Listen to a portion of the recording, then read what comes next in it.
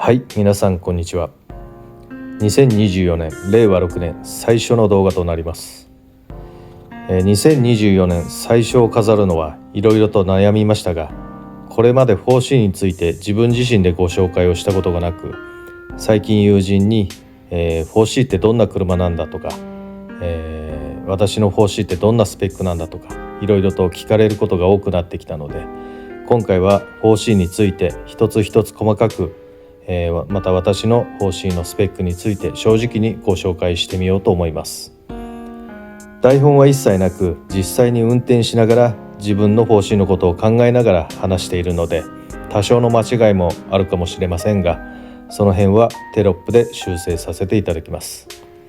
本当に一つ一つ丁寧にご紹介をしたので、少々長い動画になってしまいましたが、どうぞ最後までお付き合いいただければ幸いです。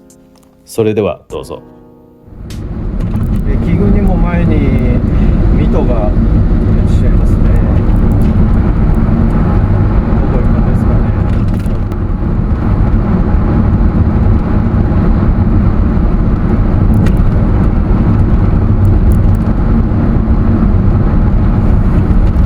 私の 4C ですが、見た目はノーマル前としています。で、基本やっぱり見た目通りノーマルです。そんなに大きく変わっているところっていうのは特にないですね。一番大きく変わってるのは、そうですね、やっぱり ECU ですかね。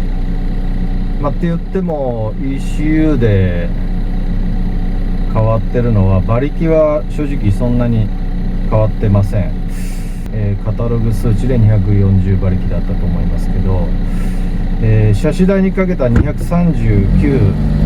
まで出てました。ほぼカタログスペックということで、非常に調子のいいエンジンだったんですけど、それを、ECU のチューンによってどうなったかっていうと、馬力としては、8馬力ぐらいしか変わってないですね。ほとんど変わってないです。なので250出てないぐらいですね。で、そして大きく変わってるのがトルクですね。トルクが5キロ近く上がってます。もともとそのトルクを上げたいがために ECU を、いじったんで、狙い通りのセッティングにはなってるのかなという感じです。ミトがまたついてきましたね。筑波山に来てくれたら嬉しいですね。そして、あとバブリングですかね。バブリングはお遊びでやってるんではなくて、これもエンジンの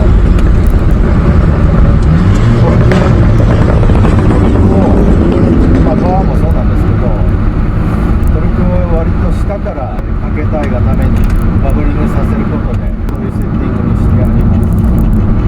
で、なぜそういうことをしてるかっていうと、ノーマルが割と、下がやっぱりなくて、安全回転だとか忘れましたけど、周回転ぐらいからようやくタービンが動き出してパワーとかトルクが出る感じなんですけど、それだと筑波サーキットのような収束コースとか、普段遊んでる筑波山ですね、そこだと割と怖い思いをすることがあるんですね。要は立ち上がりで、これからストレート、ハンドルをまっすぐに戻すかなっていうぐらいのところで急にトルクがグッときて、グリップの低いタイヤだと路面が滑りやすい状況だったりするとスピンモードに入りやすいですね。で、私のタイヤがフェデラルというか、ファイナリストというメーカーブランドの、割と低いグリップのタイヤを普段履いてるんですけど、この前が ATR というさらにグリップの低いタイヤを履いてたんですね。ローグリップタイヤだと、そういった動きが顕著に出ます。なのでまあ車の悪いところを、そのローグリップタイヤのおかげで、知ることができたんで、これがやっぱりサーキットとかに持っていくと、当然サーキットはハイグリップタイヤを履くんですけど、やっぱり限界域でそういう悪い癖がどうしても出やすいというか、やっぱりグリップの限界を常に使って走るので、そういう悪い癖っていうのはここがすごいんですよね、輪立ちが。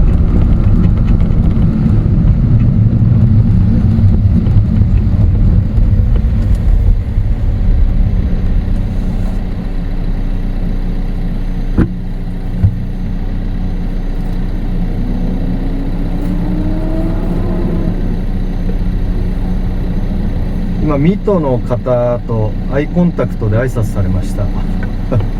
筑波山行くんですかね。なんか見たことあるような気がするんですけど、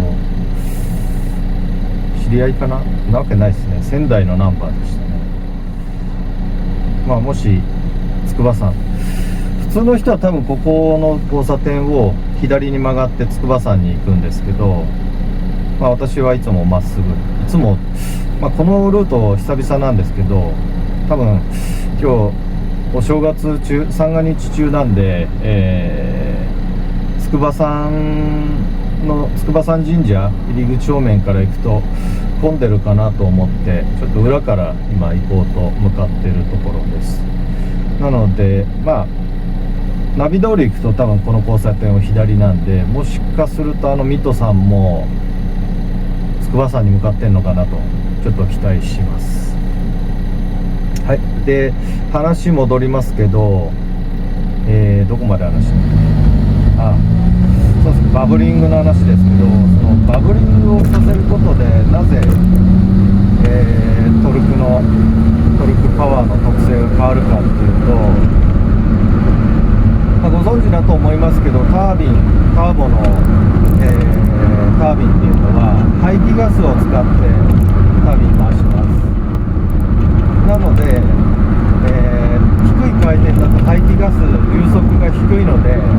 当然タービンの回転も、遅くなる。タービンの回転が遅いということは、それだけタービンを通してエンジンに送る空気の量も少ない。エンジンに送る空気の量が少なければ当然パワーも出ないと、少ないということで、なのでエンジン回転を上げれば上げるほどタービンが速く回ってパワーもそれだけ出るんですけど、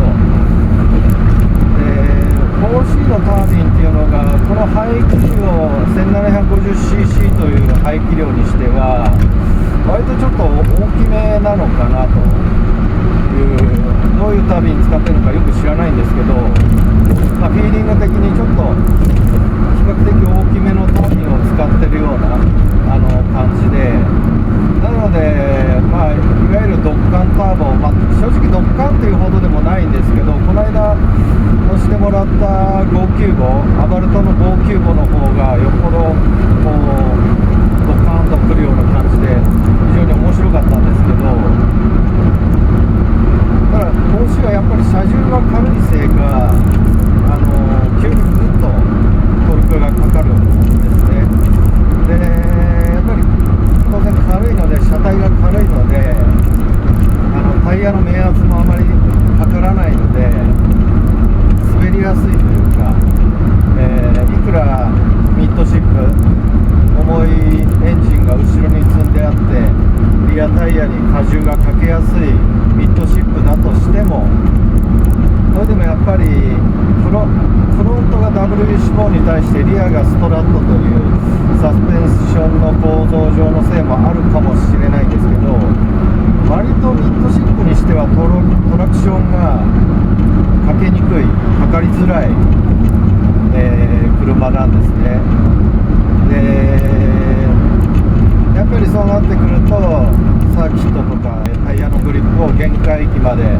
使ってるようなシーンだとか、あとローグリップタイヤで峠道を、流す時なんかはちょっとトラクションが抜けることが割割とあったんですね。なので下から低回転からスムーズにこうトルク、エンジンパワーとかトルクがついてくるようなセッティングにしたくて、そういうセッティングをするためにバブリングをさせることで、バブリングっていうのは要はアクセルをオフしてる時でもタービンを回す。どうやって回してるかっていうと、アクセルを抜いた時にガソリンがエキゾーストマニホールド、エンジンから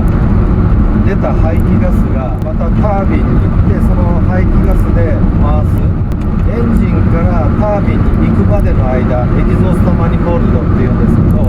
そこで爆発させることで、その爆発した力を使ってタービンを回す。そうすることでアクセルを抜いて排気ガスがない時でもエキゾーストマニホールド内で爆発が起きてるんで、要はエンジンの爆発は止まっててもエキゾーストマニホールド内で爆発してるんで、その爆発力でタービンを回すという、そういう仕組みになってます。なのでアクセルを抜いてる時でもタービンが回ると、そういう仕組みですかね。ちょっと走りながらなんであんまり冷静に喋れないんですけど、そういう感じです。でそれからプラグはノーマルプラグ使ってます。当然エンジンも何も変わってないので、そんな感じですね。パワーがこれ以上上がってくれば、ちょっとプラグの番手を上げたりする必要もあるかもしれないんですけど、圧縮比も何にも触ってないので、基本はノーマルです。なのでこのECU 中によるバブリングのおかげで相当エンジンをいじってんじゃないかってよく言われるんですけど、実はそんなこと何にもないです。エアクリーナーもちなみにノーマルです。であとマフラーですね。マフラーは実はノーマルが多分一番パワー出るんじゃない、効率よく、パワー出るんじゃないかなと思います。ノーマルというかノーマルオプションのスポーツマフラーですね。あれが簡単に言えば鉄パイプなんですね。ただのパイプも何にもないまっすぐなっていうか、1本 1,2 タイプの1本が2本に二股に分かれるだけの、ただの鉄パイプで、いわゆるサイレンサー、消音器という抵抗が何もない合法の爆音マフラーです。なので音はいい音します。おや違うな、友達かと思いました。大きく違うのは、あとは足回りですかね。車高調整式のサスペンションが、おられています。でこの車高調がアラゴスタ3ベースの車高調整式のサスペンションで、これを、アルファロメオ、関東の、アルファロメオでは有名なフラミンゴさんっていうところのショップで、セッティングを詰めた、サーキット用にセッティングを詰めたようなサスペンションになってて、一応減水力の調整ができるようになってます。でフロントが21段だったか、20段から22段ぐらいの調整幅だったと思います。でリアが25、6段だったと思いますね。なので、街乗りからサーキットまでカバーをできるというか、そこまで一番減水力を柔らかくしても、そこまで、バネの硬さが比較的あるんで、そこまで快適性はないです。ノーマルに比べればね、快適性はないんですけど、それでも、峠にはちょうどいいかなぐらいの、硬さにはなります。あとは、アライメントを変えるのに欲しいってネジ式の調整ができなくて、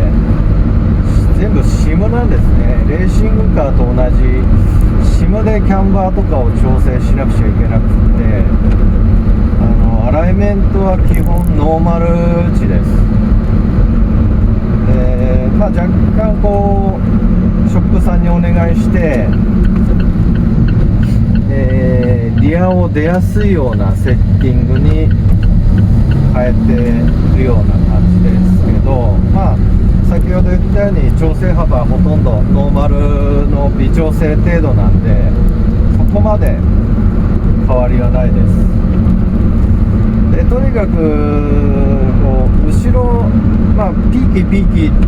てよく4C言うんですけど、私にしてみれば以前乗ってた S2000 の方がよっぽどピーキで、もっと言えば RX7 の方がよっぽどピーキだったんで、4C が非常に安定してます。でサーキットなんか持ってってもすごく動きが素直で、重量のバランスが、確か40対6 40対60でしたかね。フロント40リア60の重量バランスだったと思いますけど、ただこの運転席がコマの中心にいるような感覚で、ギアが滑ったりしても全く怖くないんですね。本当自分を中心に車がスライドしてるような感覚になるので、非常に扱いやすいというか、この素人の私でも扱いやすいような、そういうセッティングです。でグリップ力についてですが、さっきもちょっと言いましたけど、フロントが W シボン、リアがストラットっていうことで、リアの動きが割とこう硬いというか、それに対してフロントの W シボンはやっぱりしなやかに動くんで、非常にフロントのグリップ感っていうのは端をかければしっかり出ます。ただやっぱり重量のバランスがリア寄りなんで、40対60のリア寄りなんで、アクセルをオフしたり軽くブレーキを当ててフロントに荷重を移してあげないと、こういった上り坂なんかはアクセルを踏んでなくちゃいけない上り坂なんかは、ちょっと苦手です。でそこをこの W シボーンというサスペンションの形式によって、補ってるんじゃないかなと、いう感じですね。なのでそのリアより40対60リアヘビーな車の割にはフロントのグリップっていうのはあるのかなと。でこの低グリップなローグリップなタイヤでも割としっかり走ることができると、そういう特性になってますね。あとはやっぱりこのステアリングですね。このステアリングをなぜ変えたかっていうと、純正のステアリングがやっぱりちょっと太すぎたというところがあります。ちょっと純正のステアリングが太すぎちゃって、グローブをはめた時、サーキットとかで、グローブがやっぱり厚みがあって、あと私手が割と小さい方なんで、ちょっと握りが、握りにくいというか、そんな感じなんですね。なのでナルディとかのステアリングと悩んだんですね。でそのナルディとこれ今私が使ってるのがモモのプロトティーポというステアリングなんですけど、このステアリングの細さとまん丸深淵なんですね。動画で見ててもここを中心にぐるぐる回ってるのが、分かると思うんですけど、それに対してノーマルっていうのが、乗降性を多分意識したと思うんですけど D タイプの、ステアリングになってて、下がこうフラットになってるのと、あと若干変身確かしてるんですね。要は中心が少し、上にずれてた、上だか下にどっちかにずれてたんですね。なのでこうくるくるこうサーキットはいいんですけど、こういう峠をこう回り込むようなコーナーを、走るようなこういう峠の時にすごく違和感を感じてました。なのでこのまん丸のステアリングが欲しくて、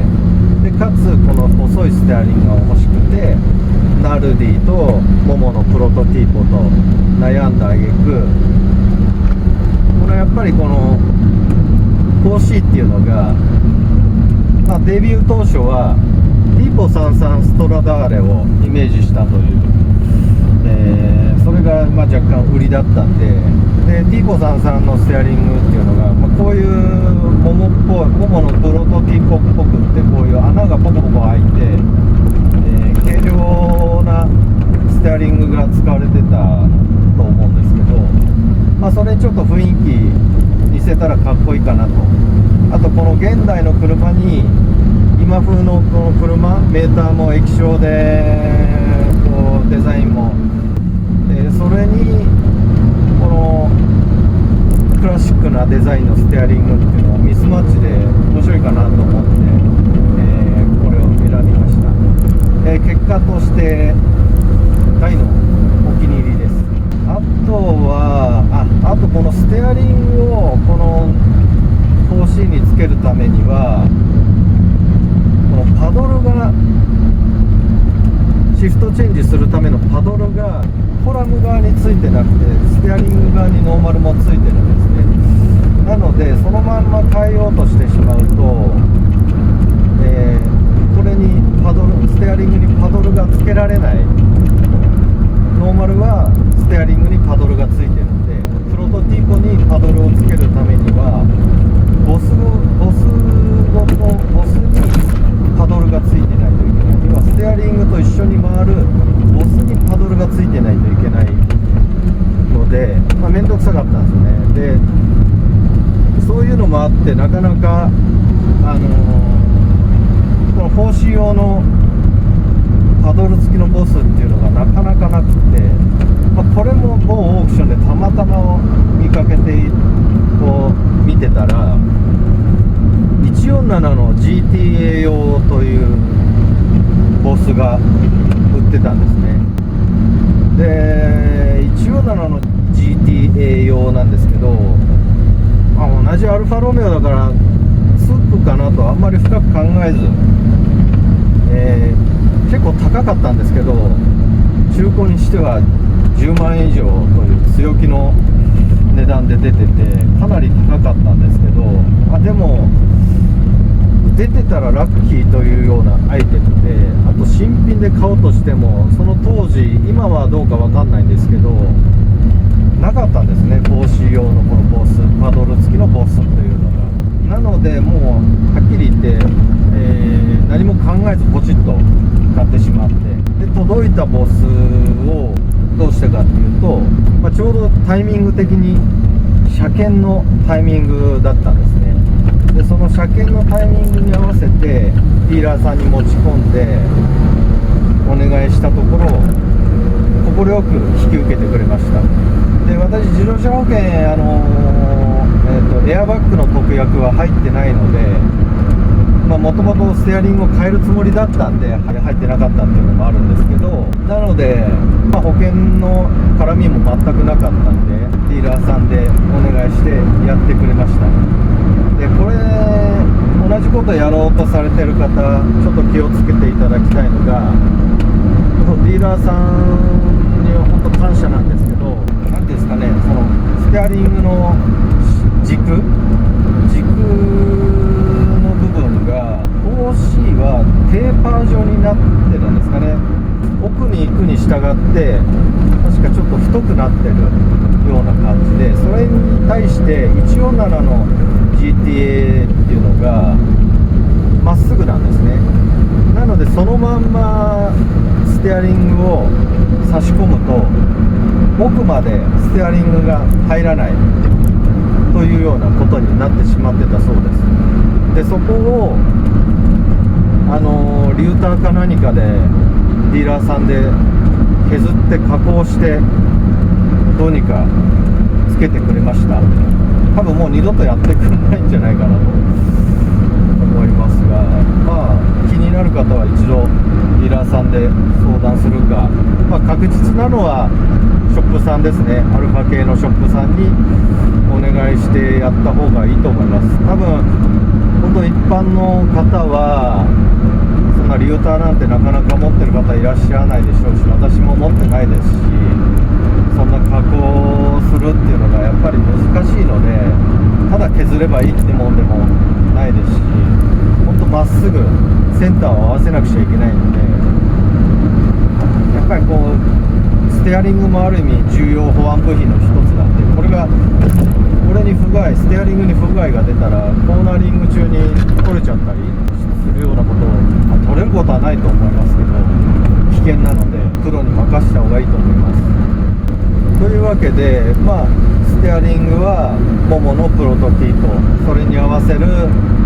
ボスが147の GTA 用のこのパドル、 GTA 用のそうだセレスピード用ですね、セレスピード用のパドルとなっています。あとチューニングパーツではないですけど、エンジンオイルはおなじみトヨタ系の GR オイルを使用しています。 GR オイルの粘度が5の40、5の45だったか40だったか、硬い方のオイルを使ってます。で昔からアルファロメオ乗ってる方からすれば邪道かもしれないんですけど、もしクラシックのアルファロメオにはやっぱりそういう 100% 化学合成油っていうのは置いてなくて、ただこの現代の一応 4C も10年2013年デビュー、本国デビューで、もう今年2024年でちょうど11年目になりますけど、それでもやっぱりもう現代の車なんで組み付け精度が非常に、良いので、100% 化学合成油であれば基本何でも問題ないんじゃないかなと思います。で以前サーキット、真冬のサーキット用に、030という、それも GR オイルなんですけど使ったことがあります。030ですね、全く問題なかったです。長く使い続けてたらどうなるかわかんないですけど、その030という柔らかいオイルだったんですけど、GR オイルの何がいいかというと、油膜切れが非常に起きにくいことで、それを重視して開発されたトヨタが本気で作ったオイルらしいです。この GR オイル、量販店では確か売ってないんですよね。 GR ガレージというショップさんじゃないや、ディーラーですかね、いわゆるトヨタディーラーなんですけど、車を売ってる車屋さんなんですけど、そこ行かないと多分手に入んないんじゃないかな、分かんないですね。もしかしたらそういう量販店でも今売ってるのかもしれないんですけど、で若干やっぱりちょっと高めではあります。ただ超高級オイルに比べれば全然安いですし、それに対してこの長持ちもするんで、コストパフォーマンスは非常にいいオイルなのかなと思いますね。あとそうだ、油膜切れを起こさないっていうことと、あと5の40という粘土に対して実際の触った感じの粘土っていうのがすごい柔らかいんですね。イメージで言えば数値上は5の40でも実際は030、035ぐらいな、そういうイメージです。すごい5の40っていうと割とドロドロしたような、オイル粘土だと思うんですけど、実際この缶からペールに注ぐところを見るとサラダ油ぐらいですかね、そんな感じです。で030なんていうともうほんとシャバシャバで、なめこ汁ぐらいのとろみですかね。水かなっていうような、ジェネッタですね。元気に走ってましたね今。ジネッタですね。たまに筑波山にいらっしゃいますね。はい、でオイル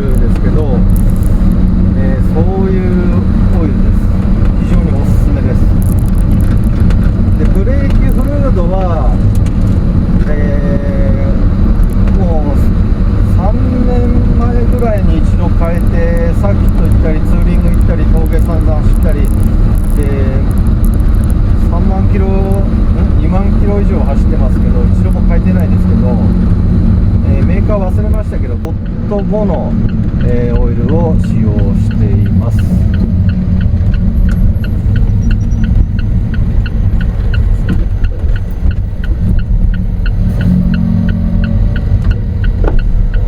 おはようございます。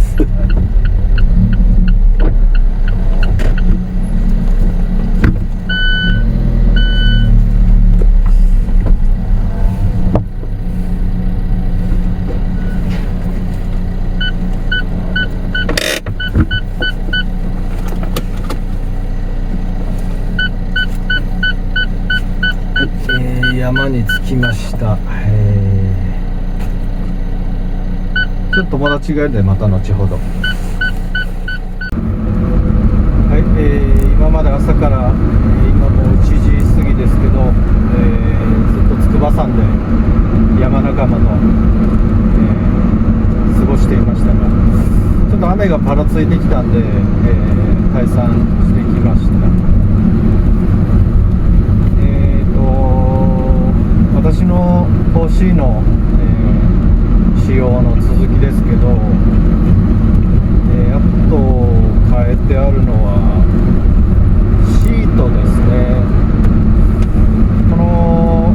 別の動画でもちょっとお話ししましたけど、 4C の純正シートっていうのは実はものすごく、すごいシートで、実はフルカーボンです。なのでシート単体の重量っていうのは非常に軽くできています。多分10キロもないと思うんですけど、ちょっと実際測ったことがないんで分かんないんですけど、とにかくカーボンでできています。ただ難点は、よく私言ってますけど、見た目はものすごくかっこいいですね。アルファロメオの刺繍がされていたり、シートのデザインっていうのはものすごくいいんですけど、いかんせんこう太ももあたりとか、あとショルダーのサポートとかがあまりないので、パッと見ありそうに見えるんですけど、実際座ると座椅子のようなホールド性のなさなんですね。で、一度この純正シートのまんま買ってすぐぐらいに筑波サーキットを走りました。ノーマルのピリリ P0 で、しかもウェットで、G も全くかからないようなコンディションの中で、そんな状態なんでホールド性なくてもどうにかなるかなと思ったんですけど、いやー、はっきり言ってホールド性ゼロでした。ただそれはあくまでもサーキットとかに限った話で、普段街中走ったり、峠レベルではちょうどいいのかなと。峠はそこまで流すレベルではデザインもいいし変える必要はないと思うんですけど、サーキットとか走られる方はぜひ変えた方がいいと思います。それから長距離に乗る方、これも人の体型によると思うんですけど、私は純正シート1時間半が限界です。で、何が限界かっていうと、お尻がすごく痛くなっちゃうんですよね。要はホールド性がないので、体重をお尻で、ほとんどの自重をお尻で支えてるような感じで、革シートだと滑るんで、無意識に体がこうバランスを取るように、ホールド性のなさとこの革による滑りのせいで無意識に体をこう動かしてるんだと思うんですけど、そういったことで非常に疲れてしまいました。私は体型によってはそうじゃない方もいらっしゃると思うんですけど、中肉中背、身長170ちょっとで体重が67ぐらいでしたかね。私が最近測ってないんであれですけど、そういった中肉中背の私の体型で1時間半が限界という感じでした。サーキット走行するにあたってあまりにホールドしない関係で、フルバケット、レカロの、RSG だったかと思うんですけど、ちょっとモデルの名前忘れましたけど、いわゆるレカロのフルバケットの一番ベースのシートに変えてあります。でこれに変えることで、私レカロさんから何もリベートとか何ももらってないんで、忖度抜きに言いますけど、とにかくホールド性、それから快適性、これをうまい具合にバランスさせてるかなと思いますね。これ以上言うとレカロシートの広告みたいになっちゃうんで、これ以上は言わないですけど、レカロじゃなくてもグリッドとかスパルトとかでもいいとは思うんですけど、私の場合はこのホールド性とこの背もたれの角度とか、この辺をいろいろ試した結果、このレカロの RSG が一番しっくりきたんで、これにしたんですけど、このフルバケットにすることで、とにかく自重を、体のお尻は当然ですけど、太ももから、背中、肩全部を使って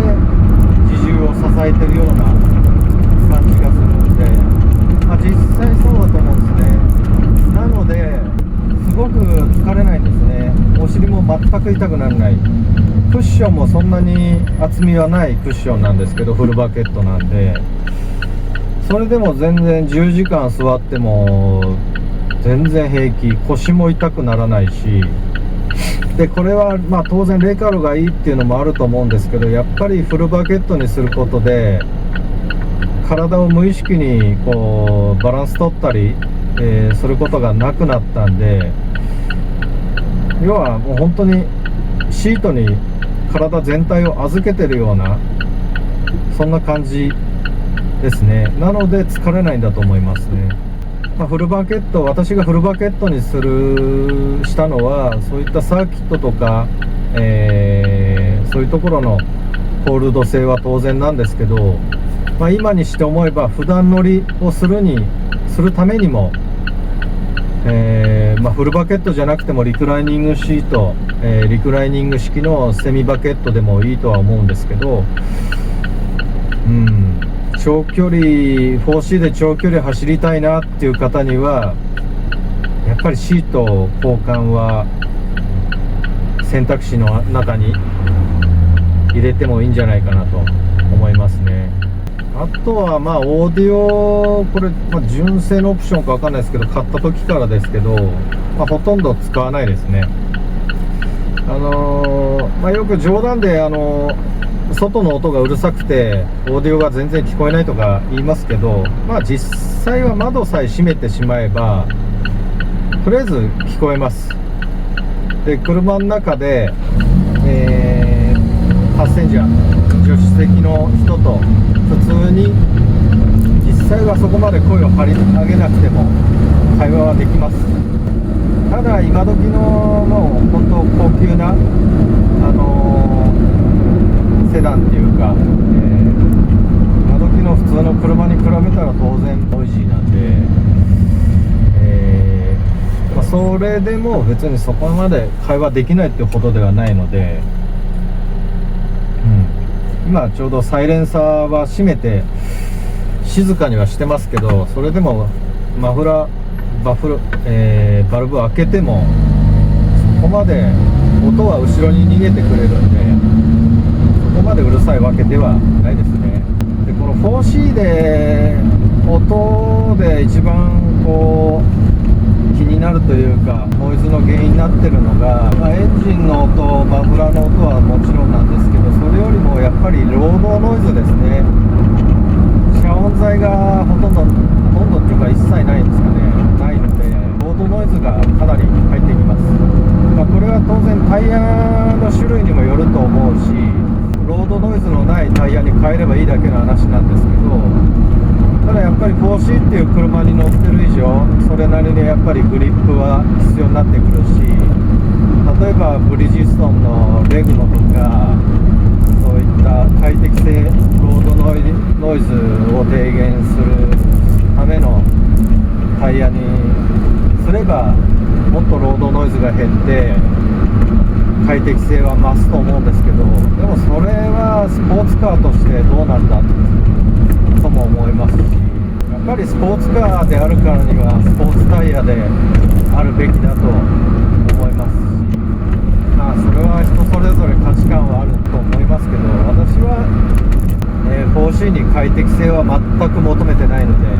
全然うるさくても、それが 4C なんですね。うるさいのが 4C です。全くこうロードノイズもエンジンノイズもエキゾーストのノートも何にもしない車、そうしたらもうただの普通の車になっちゃいます。このうるさいからこそ、スポーツカー乗ってるぞっていう感覚もあるんで、まあ私の場合は別にうるさくていいです。人によっては不快と思うかもしれないですけど、私は全然不快とは思わないですね。あとブレーキのパッドはプロジェクトミューの、HCCS だったと思うんですけど、初期精度を非常に弱めた、コントロール性を重視したパッドにしています。でこれなぜかっていうと、アルファロメオというか、アルファロメオに使われている ABS システムの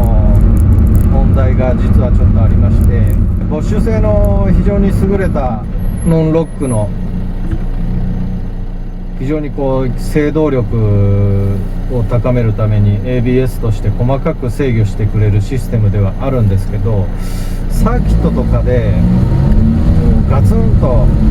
一気に動力をガーンと与えるような蹴飛ばすようなブレーキをしてしまうと、ブレーキがロックというか全くこうパッドを抑えなくなってしまうっていう状態になっちゃうんですね。要は全くブレーキが効かない、蹴飛ばすようにブレーキを踏むと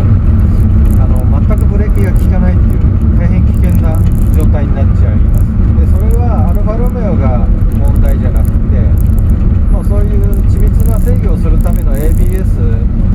の、デメリットというか、どうしてもそうなっちゃうんだと思うんですけど、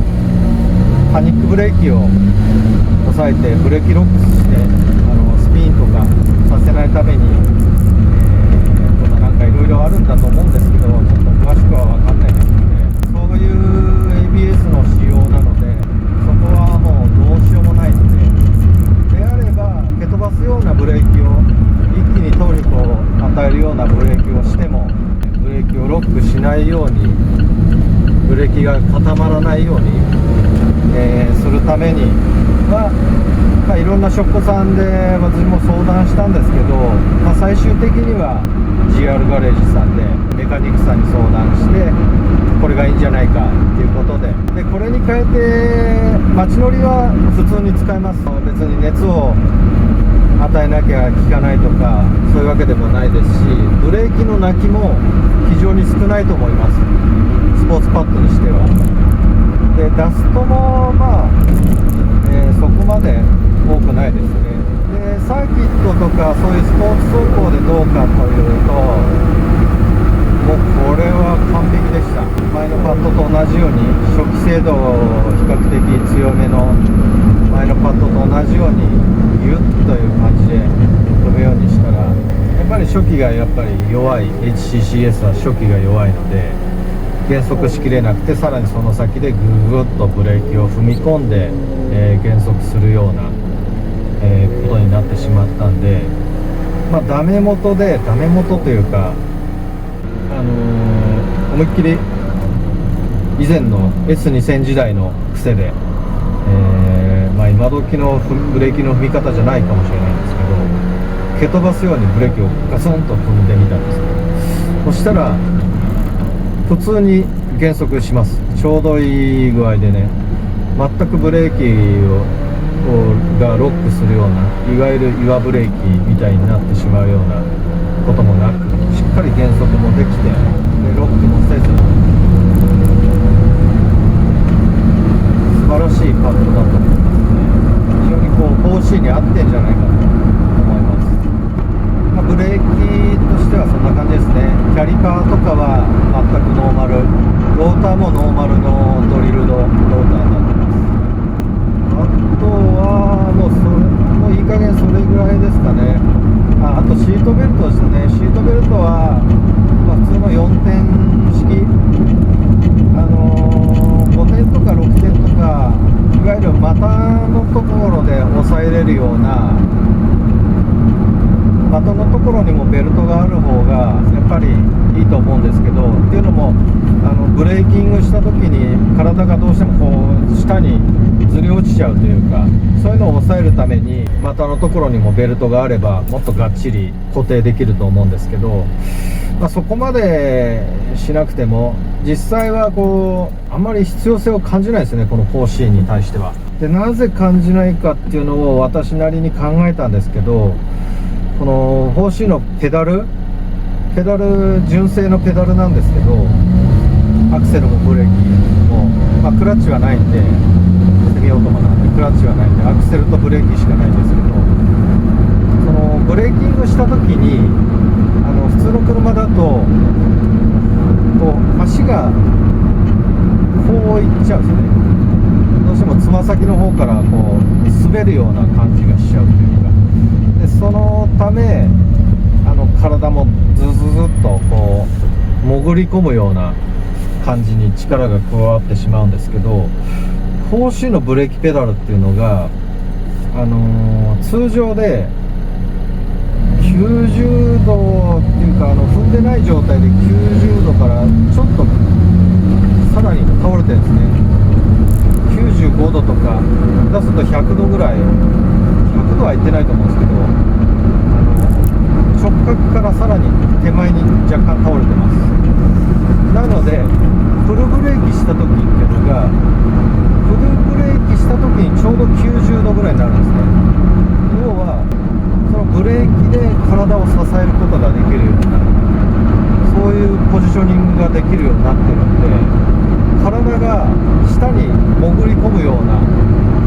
感じがないんですよね。なので